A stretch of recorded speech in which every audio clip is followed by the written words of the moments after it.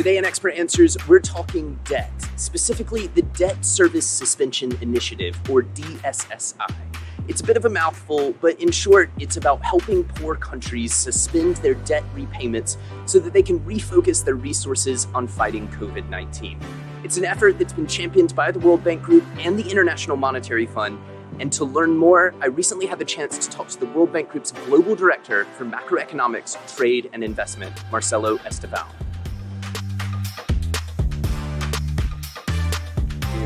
Well, let's get started here. I have a ton of questions, and I know your time is limited this morning. Can you explain the impact that this pandemic is having in terms of debt distress for the poorest countries? Take us back to some kind of basic fundamentals here. My understanding is that even before any of us had heard of COVID-19, a lot of developing countries were already struggling with debt as a big issue for them. No, indeed, Paul, you're right. Many developing countries had already been on a worrisome debt path even before COVID hit. If you look at the average ratio of debt to GDP for all the countries that borrowed from IDA, the World Bank granted concessional lending arm, we saw reductions till 2013 in that ratio, including because of past debt forgiveness and high economic growth in the first decade of the 2000s. But since then, as a group, that ratio has been increasing, and the crisis exacerbated this trend because of the impact of the health crisis on the economy, and thus the ability of countries to repay their financial commitments and the need that they have to deal with the crisis. The crisis affected countries' ability to produce goods and services and export them, which had reduced fiscal revenues drastically. So there is also great pressure to spend more to protect the most vulnerable parts of society. Fiscal spending has been rising, which increased financing needs for all countries. So there is a combination here of a past trend started, say, depending on the country, but on average in 2013 of going up, that ratio that we follow to track the ability of countries to pay their debt, with the crisis that hit fiscal revenues and then and growth. So that ratio is going to continue to go up, probably at a higher rate than you've seen before COVID. It sounded like debt was already a pretty tough issue, if I'm understanding you correctly, even before the crisis comes along. It's this sort of multidimensional problem that has all of these issues that sort of require investment in the response, the immediate response, making that original debt problem even tougher. So that sort of brings me to the idea of DSSI, or the Debt Service Suspension Initiative. It was endorsed by the G20 finance ministers back in April. That was 3 months ago. Is it working? Is it effective? It is helping.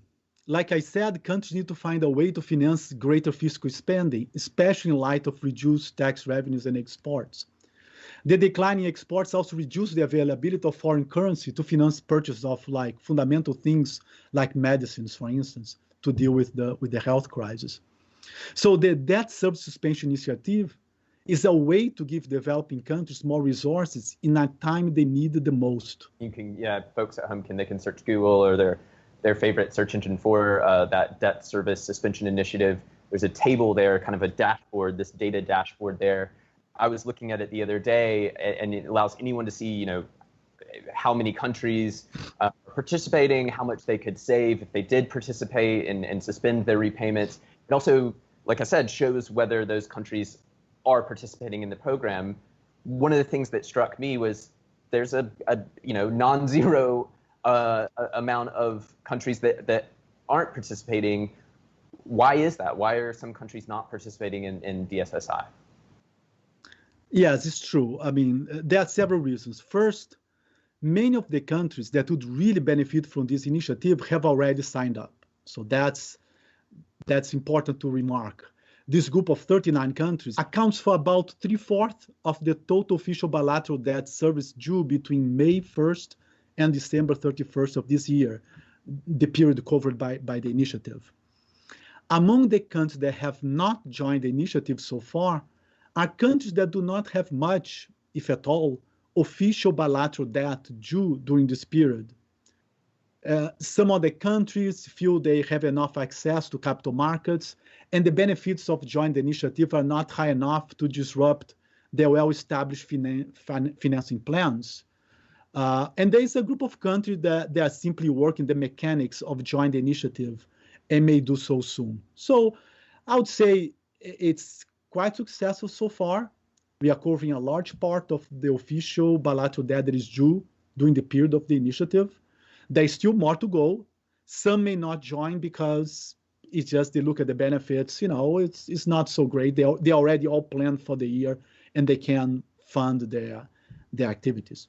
The bank and the IMF have been clear that the savings from participating in the DSSI and in the debt service suspension initiative, those savings, they must be used to respond to and recover from the pandemic.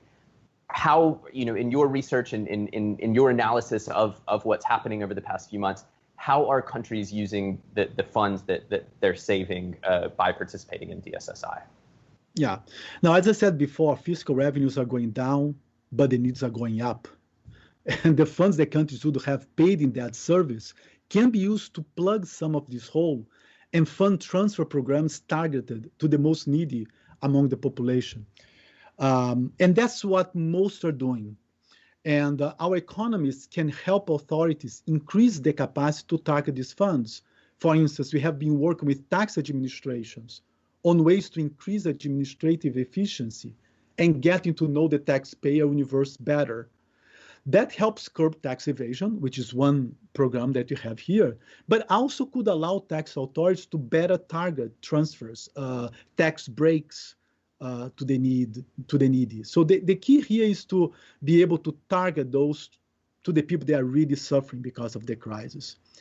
Resources can also be directed to support viable firms that, for no fault of their own, are facing hard times.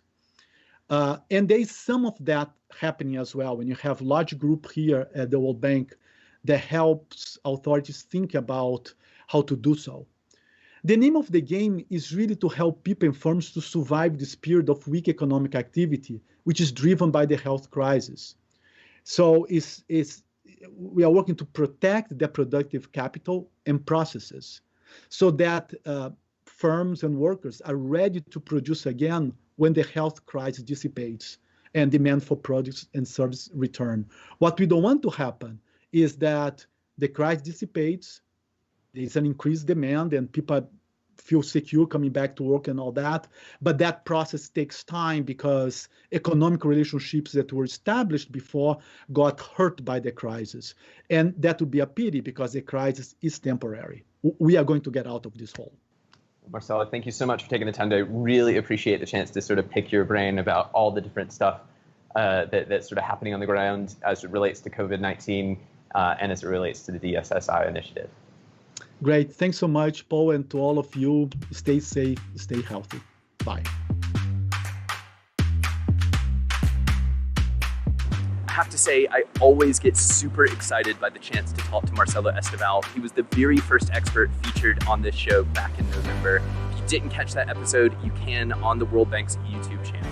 You can also learn more about what the World Bank Group is doing to respond to the coronavirus pandemic, worldbank.org/coronavirus. And you can send me and the team an email. Send us your feedback, your comments, your thoughts, expertanswers@worldbank.org. In the meantime, stay healthy, stay safe. We'll see you back here again soon.